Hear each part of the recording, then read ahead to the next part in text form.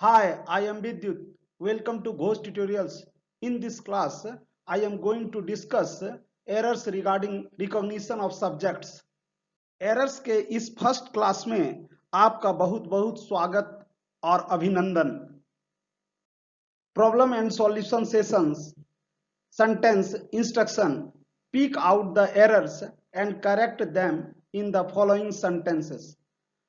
आप यहाँ निर्देश को समझें कि एरर को चुने यानी गलतियों को तलाशना है और उसे ठीक करना है निम्न वाक्यों में. आज मैं एरर्स के इस फर्स्ट क्लास में आपको यह बताने जा रहा हूं कि किस तरह हम छोटी छोटी बात को ध्यान में रखकर बड़े बड़े एग्जाम्स के क्वेश्चंस को हल कर सकते हैं, क्योंकि यह एक सब्जेक्ट से रिलेटेड एरर्स इसमें मैक्सिमम आपको देखने को मिलेगा. और ये दिए गए क्वेश्चंस जितने भी हैं इसमें मैक्सिमम क्वेश्चंस बैंक और एसएससी में के एग्जाम्स में आ चुके हैं. First one, there were a boy playing along the street. इस सेंटेंस में ऐसे 5 पार्ट किया गया है. यदि आपका एरर ए में हो, बी में हो, सी में हो तो आप इस तरह का एरर कॉम्पिटिटिव एग्जामिनेशन के क्वेश्चंस में निश्चित तौर पर देखते होंगे. तो आज छोटे क्लास में बड़ी बातों को सीखेंगे. Number 2, there are no time to be wasted. Third one, there is a lot of schemes for senior citizens to invest money. यहाँ पर जो ये फर्स्ट मैं ये सेंटेंस जो लिख रहा हूं, यह सारा का सारा सेंटेंस रॉन्ग है कहीं न कहीं, और कोई कोई सेंटेंस पूरी तरह राइट भी है. आपको रिकॉग्नाइज करना है, यानी उसको पहचानना है, पिक आउट करना है कहाँ गलती है, फिर किस तरह से उसे सही किया जाए. तब तक आप इस पर विचार करें. सारे सेंटेंस के समाप्त होने के पश्चात मैं वन बाय वन एक एक करके सबको डिस्कस करूंगा. Fourth one, there is some deer in this forest. आप खुद को इवेल्युएट करने के लिए इस वीडियो को पॉज करके भी इसे सॉल्व कर सकते हैं. Fifth one, there are in many big companies this days no proper work culture to motivate the employees. Sixth one, before India there was in my opinion a good many opportunities to acquire an independent status in space technology. Seventh one, it is time we live. Eighth one, it's high time you come to a decision. Ninth one, was it they who were accused of stealing the neighbor's car? Tenth one, who did invite you in the party? 11th one, could you tell me where had you gone?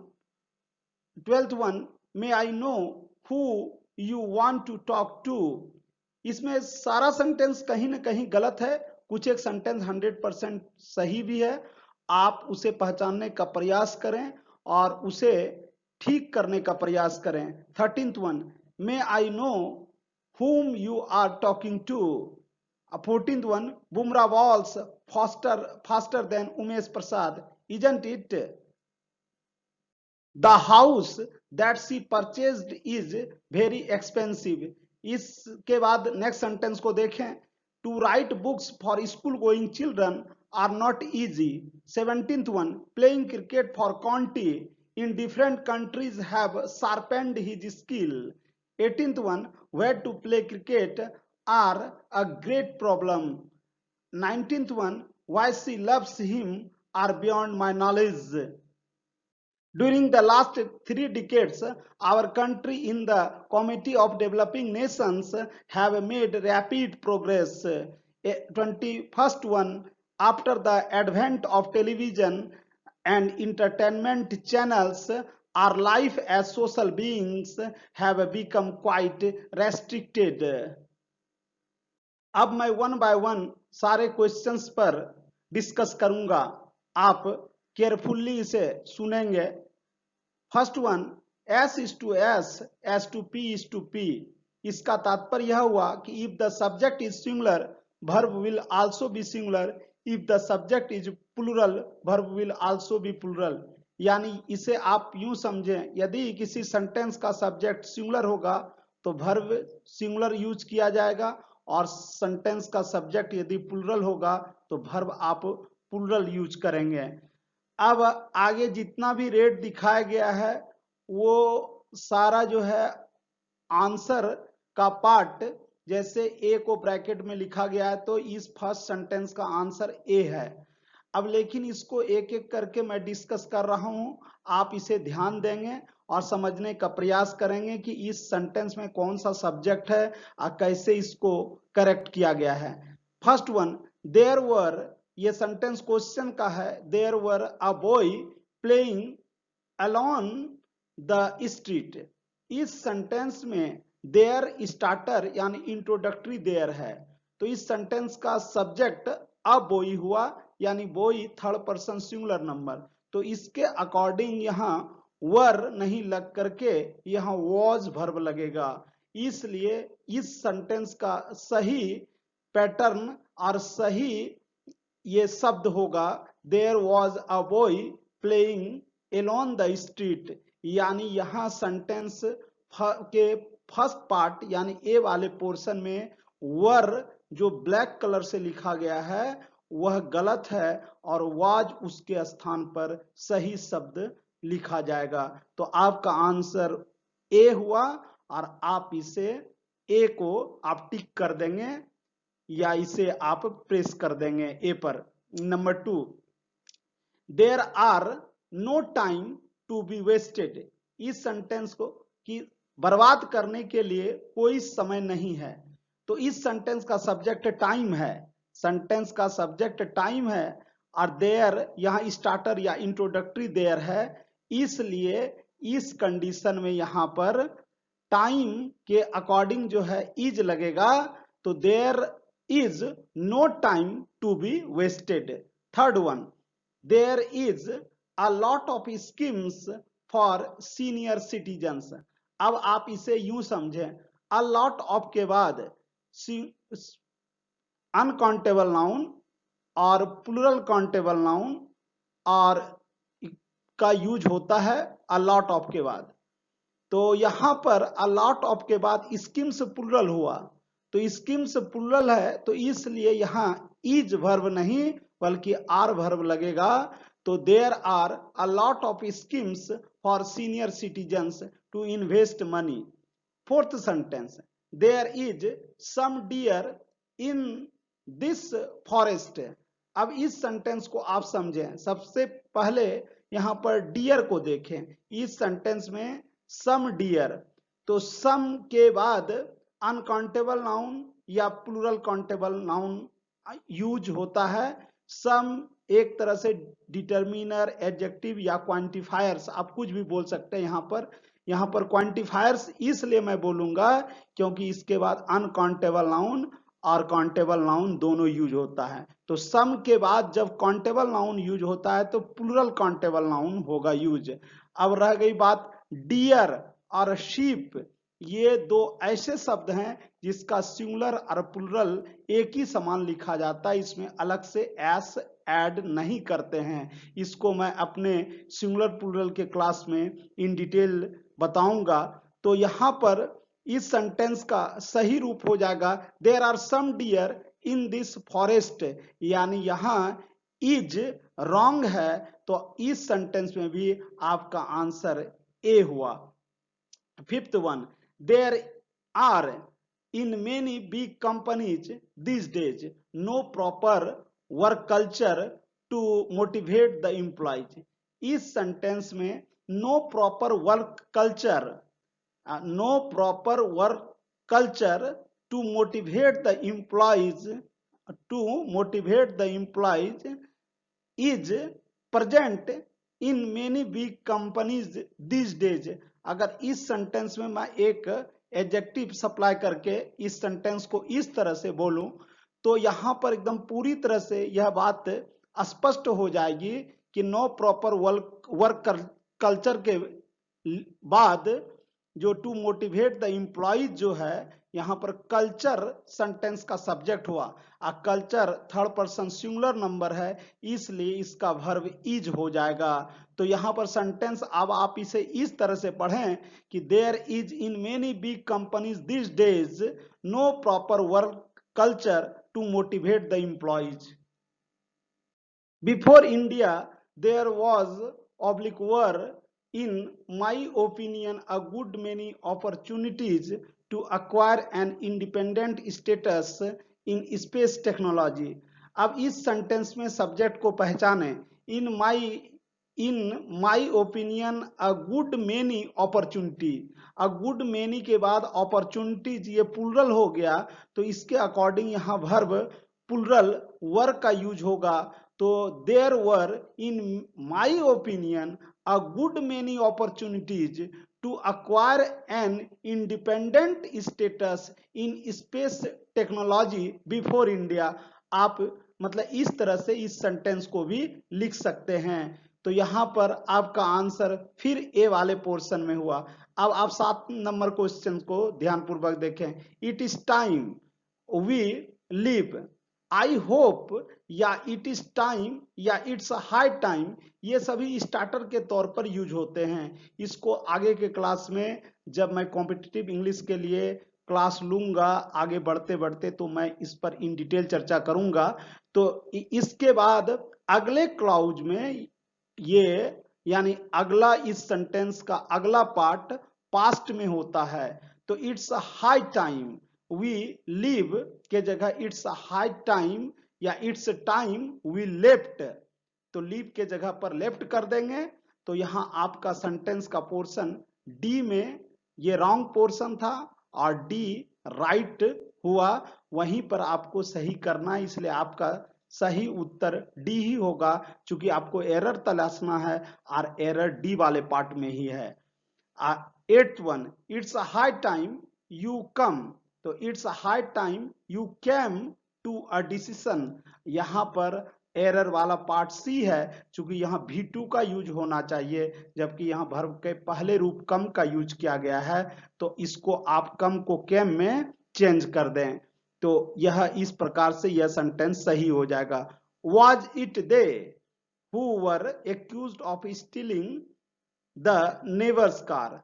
अब इस sentence को जैसे it is I, मैं ही तो हूं, इस sentence को it was he, वह ही तो था, इसी स्ट्रक्चर को इस पैटर्न में लिखा गया है। Was it they who were accused of stealing the neighbours car, क्या वह वही था जो कि पड़ोसी के कार को चुराने का यानी दोषी था। तो it was it they who were accused of stealing the neighbours car. तो यह सेंटेंस पूरी तरह से सही है, क्योंकि हु के आगे जो दे है इस सेंटेंस का वो एंटीसीडेंट हो गया और दे के अकॉर्डिंग आगे वर्ब वर का प्रयोग हुआ है, इसलिए यह सेंटेंस पूरी तरह से सही है। इसमें नो एरर, आपका आंसर ई हो जाएगा। 10 नंबर को देखते हैं। Who did invite you in the party. Generally WH word के साथ डू डज डिड का जहां यूज होता है उसके बाद सब्जेक्ट और V1 ही यूज होता है, लेकिन हु अपने साथ डू डज डिड को ऑक्सिलरी के रूप में एक्सेप्ट नहीं करता है। जैसे who calls you, what happened, who और व्हाट के साथ यह कंडीशन है, तो who invited you in the party, इसलिए यहां पर डायरेक्ट वर्ब के दूसरे रूप का प्रयोग होगा और आपका आंसर बी हो जाएगा। Could you tell me where had you gone. अब यहां पर थोड़ा आप समझे इसको इस तरह से, अगर दो डायरेक्ट इंट्रोगेटिव सेंटेंस को एक साथ रखना हो तो सिर्फ पहले को interrogative form auxiliary verb plus subject में रखते हैं और दूसरे सेंटेंस को एक समान assertive sentence subject plus verb के पैटर्न पर रखा जाता है। इसलिए इस सेंटेंस को इस तरह से लिखा जाना ज्यादा उपयुक्त होगा। Could you tell me where you had gone, तो यहाँ आपका एरर का पार्ट सी हो गया और इसलिए यू हैड यू के जगह यू हैड सही फॉर्म होगा। इसी आधार पर आप 12 और 13 नंबर सेंटेंस को भी सॉल्व कर सकते हैं। May I know who do you want to talk to. अब यहां सेंटेंस है हु डू यू वांट, तो हु के बाद जो है एक सेंटेंस में आई नो, यह डायरेक्ट है। फर्स्ट सेंटेंस डायरेक्ट इंट्रोगेटिव और दूसरा भी फिर आगे डायरेक्ट इंट्रोगेटिव, तो who you want to talk to. और आप पहले भी ये इंट्रोगेटिव में डायरेक्ट में पढ़ चुके हैं कि यदि हु के पहले अगर आप यहाँ टू प्रीपोजिशन को नहीं लगा सकते हैं, क्योंकि प्रीपोजिशन के बाद ऑब्जेक्टिव केस का यूज होता है। 13th one, may I know whom are you talking to. इस सेंटेंस को ध्यान से देखा जाए तो may I know to whom are you talking to नहीं, may I know to whom you are talking. तो हुम के पहले प्रीपोजिशन लगेगा, चूंकि प्रीपोजिशन के बाद ऑब्जेक्टिव केस और उसके बाद यह सब्जेक्ट वर्ब का पैटर्न चलेगा जो असर्टिव का रहता है। यानी दो डायरेक्ट इंटेरोगेटिव को जोड़ने के लिए फर्स्ट वाले में वर्ब प्लस या ऑक्सिलरी वर्ब प्लस सब्जेक्ट, जबकि दूसरे सेंटेंस में सब्जेक्ट प्लस वर्ब के पैटर्न को फॉलो किया जाता है। 14वें नंबर सेंटेंस को अब आप ध्यान से देखें। Bumrah balls faster than Umesh Prasad, isn't it. इस सेंटेंस को गौर से किया देखा जाए तो इसे मैंने टैग क्वेश्चंस में पढ़ाया इंट्रोगेटिव सेंटेंस में, जिसमें बॉल्स जो है वर्ब का 5वां रूप है जिसका अर्थ होता है गेंदबाजी करना। यानी बुमराह जो है उमेश प्रसाद से तेज गेंदबाजी करता है, तो यहाँ पर करता है ना, बुमराह उमेश प्रसाद से तेज गेंदबाजी करता है ना, तो यहाँ सेंटेंस सिंपल प्रेजेंट में है जो कि Bumrah third person singular number है, इसलिए इजंट के जगह पर यहाँ डजंट। अब बुमराह के लिए pronoun Bumrah third person singular number masculine gender, इसलिए यहाँ पर ही का यूज होगा लास्ट में नोट ऑफ इंट्रोगेशन। यानी आपका आंसर का पोर्शन डी होगा और सही क्या लिखाएगा तो डजंट ही, जो कि टैग क्वेश्चंस में गलती या क्वेश्चन टैग का ये एरर है। 15वें क्वेश्चन पर अब विचार करते हैं। The house that she purchased is very expensive. इस सेंटेंस को आप इस तरह से समझें कि एक पहले सेंटेंस मैं बोल रहा हूं उसको आप ध्यान देंगे उस पर। सी परचेज्ड आ हाउस, एक सेंटेंस ले लिए तो सी सब्जेक्ट हो गया, परचेज वर्ब और आ हाउस ऑब्जेक्ट हो गया। फिर उसी हाउस को the house is very expensive, अब उसी को इस तरह से लिखा जाए तो अब आ हाउस उठ करके यहां ऑब्जेक्ट के रूप में आया, तो इस सेंटेंस में यहां एक बार तो हाउस सब्जेक्ट का काम कर रहा है, एक बार ऑब्जेक्ट का, तो यहां ऑब्जेक्ट के रूप में नहीं दिखाया गया है बल्कि दैट जो है रिलेटिव प्रोनाउन है, और रिलेटिव प्रोनाउन के पहले द हाउस या नाउन आया है, और सी के हिसाब से सेंटेंस के अंदर जितना सब्जेक्ट रहता है उतना वर्ब रहता है, तो सी एक सब्जेक्ट है जिसका वर्ब परचेज्ड यूज हुआ है, और द हाउस एक सब्जेक्ट है इसके लिए वर्ब चाहिए, तो the house third person singular number neuter gender है, इसलिए इसी के अकॉर्डिंग जो है आगे वर्ब इज लगा है। और चूंकि दैट आरपी है रिलेटिव प्रोनाउन के पहले आगे या पहले आने वाले नाउन को एंटीसीडेंट कहते हैं, और आगे एंटीसीडेंट के अकॉर्डिंग ही वर्ब का यूज किया जाता है, इसलिए इस सेंटेंस में एरर वाला पार्ट हो गया इज, यानी ये एरर का कोई पार्ट नहीं है, यानी आप इसे सही कर सकते हैं। The house that she purchased is very expensive, no error. यहाँ पर मैंने यह दिखाने का प्रयास किया कि आप एंटीसीडेंट को ध्यान में रखें और सब्जेक्ट को पहचानें। मैं इस पर रिलेटिव प्रोनाउन में इन डिटेल चर्चा करूंगा। To write books for school going children are not easy. अब इस सेंटेंस को आप देखें, टू राइट का ऑब्जेक्ट बुक्स है और for school going children for का ऑब्जेक्ट है, यानी ऑब्जेक्ट टू अ प्रीपोजिशन, तो प्रेपोजिशन का भी ऑब्जेक्ट होता है। अब इस सेंटेंस का मूल सब्जेक्ट टू राइट है, टू राइट जो कि इन्फिनिटिव है, और infinitive third person singular number होता है। तो to write books for school going children is not easy, वहां पर आर के जगह पर सी वाले पोर्शन में इज शब्द का यूज होगा, यानी आपका सही आंसर सी होगा, क्योंकि एरर वाला पार्ट सी है। Number 17th, playing cricket for county in different countries have sharpened his skill.